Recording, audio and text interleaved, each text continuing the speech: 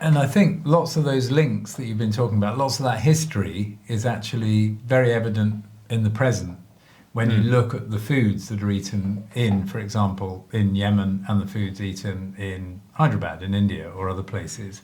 It's And fascinating. I think you see that across the globe. I mean, you have apparently chai and the kinds of coffee with cardamom, these kinds of those drinks in Yemen that are very similar to those drunk in India. And it's not coincidental, it's because those spices have moved in different directions from one place to the other. In terms of the biryani that you see, or the biryani styles, the mandi as it's called, this pan-Arabian kind of dish, which is a form of biryani, which you see in the Middle East, in Yemen, the kind of rice that you might eat in Saudi Arabia and so on. With lots of those dishes. And of course, food is evolving all the time, as we know.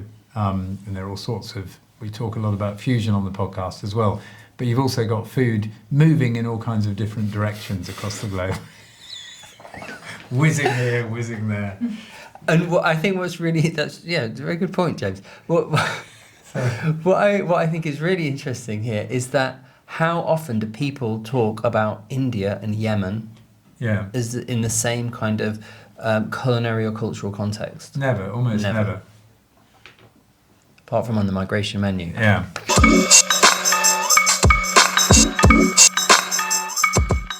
Oh, I guess, coupled with that, of course, rice al-Bukhari, Bukharian rice. That's what I was trying to think of when I mentioned Saudi Arabia, but I couldn't remember the name of it.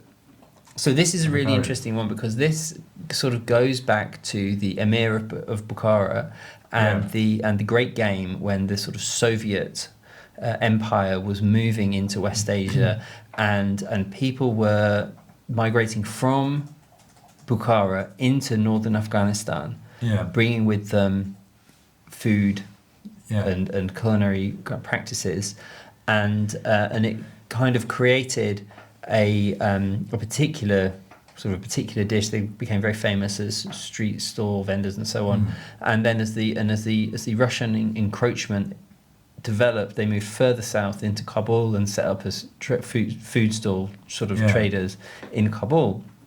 And then eventually, a lot of these people moved to further east to Saudi Arabia, even as the Russians kept coming.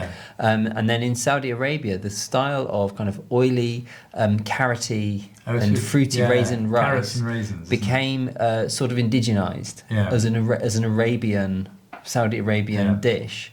And now Bukhari rice, or ris al-Bukhari, is sold in places like Shepherd's Bush Market in London, and advertised in Arabic specifically to Arabic speakers, Saudi Arabian Arab, as a taste of Saudi Arabia. Yeah.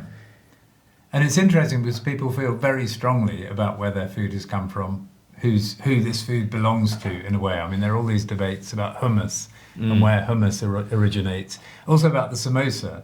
I mean, I've read posts on Instagram talking about how the samosa developed first actually in Iran. It was sort of a Persian dish. Who was speaking to someone else about the samosa recently, weren't you? He said, hate to tell you, Punjabi.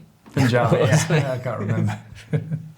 But the samosa, that this triggered a really kind of aggressive response from lots of people who felt that their culture was being denied or there was an appropriation, of this. The samosa is classically Indian, North Indian kind of cuisine, a snack food.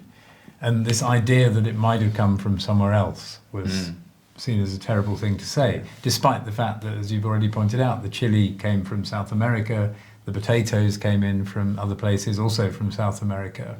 That lots of the things that we think of as being classic Indian cuisine are not at all. I mean, even rice, for example, when the British left in 1947, India didn't produce enough rice to feed its population. Most people didn't eat rice, white rice, on a regular basis, whereas now it's the only thing that you haven't eaten if you haven't eaten white rice. Yeah, in the village and where I go to. Biryani rice imported from Pakistan. Yeah. Who'd have thought?